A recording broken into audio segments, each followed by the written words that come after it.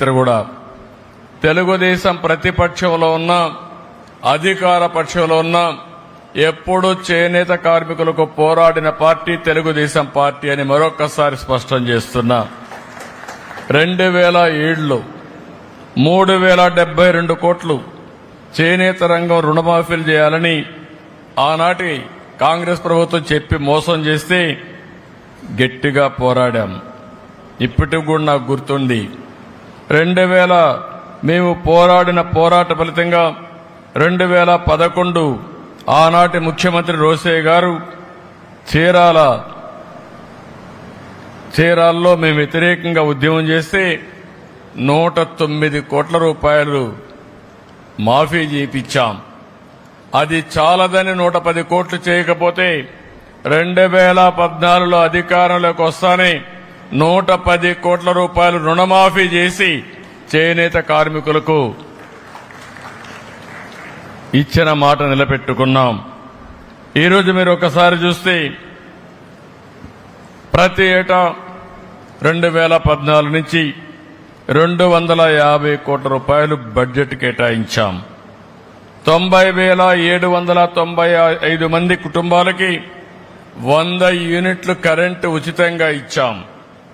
ఆ రోజు మీరందరూ అడిగారు, చేనేత పరిశ్రమలో చాలా సమస్యలున్నాయి, చిన్న వయసులో అనారోగ్య సమస్యలు వస్తున్నాయి, మగ్గం పైన కూర్చుంటున్నాం, కడుపులోకి నూలంతా వెళుతుంది, దానివల్ల ఇబ్బందులు వస్తున్నాయంటే 50 రూపాయలకే పింఛన్ ఇచ్చిన ఘనత, పెన్షన్లు ఇచ్చిన ఘనత తెలుగుదేశం ప్రభుత్వాన్ని చెప్పి మరొకసారి గుర్తు చేస్తున్నా.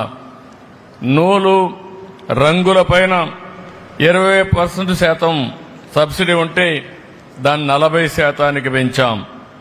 మరమగ్గాలకు 50% రాయితీ కోసం 80 కోట్ల రూపాయలు ఖర్చు పెట్టాం.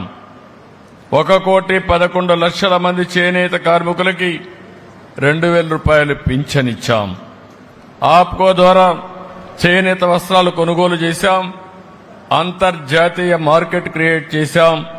ఎక్కడికక్కడ దీన్ని ముందుకు తీసుకుపోయే పరిస్థితికి వచ్చాం. ఆదరణ 2లో 60,000 మంది పనిముట్లు, 70,000 మగ్గాలకి మోటార్లు కూడా ఇప్పించాం. ఇంకొక పక్కన 70,000 మంది చేనేత కార్మికులకి మోటరైజ్ జకార్డ్ లిఫ్టింగ్ మెకానిజం సదుపాయాలు కల్పించాం. 55,500 మంది చేనేత కార్మికులకి 26.62 కోట్ల రూపాయలు రుణం ఇచ్చాం. ఇవన్నీ చేసి ఆ రోజు ముందుకు పోయామంటే అది చేనేత పరిశ్రమ పైన ఉండే శ్రద్ధ. నేను ఒకే విషయం చెప్తున్నాను, ఎప్పుడు కూడా తెలుగుదేశం పార్టీ పెట్టినప్పటి నుంచి తెలుగుదేశం పార్టీకి అండగాసిన వ్యక్తులు వెనుకబడిన వర్గాలు, బీసీలు. ఆ బీసీల్ని ఎట్టి పరిస్థితుల్లో మరిచిపోమని మరొక్కసారి మీ అందరికీ హామీ ఇస్తున్నాను. నేను చెప్పిన మాటలన్నీ కూడా నిలబెట్టుకుంటాం. బీసీల కోసం ఒక ప్రత్యేకమైన చట్టం కూడా తీసుకొస్తాం. ఆ చట్టం బీసీ రక్షణ కోసం పనిచేసే విధంగా తీసుకొస్తామని చెప్పి కూడా నేను మీకు తెలియజేస్తున్నాను.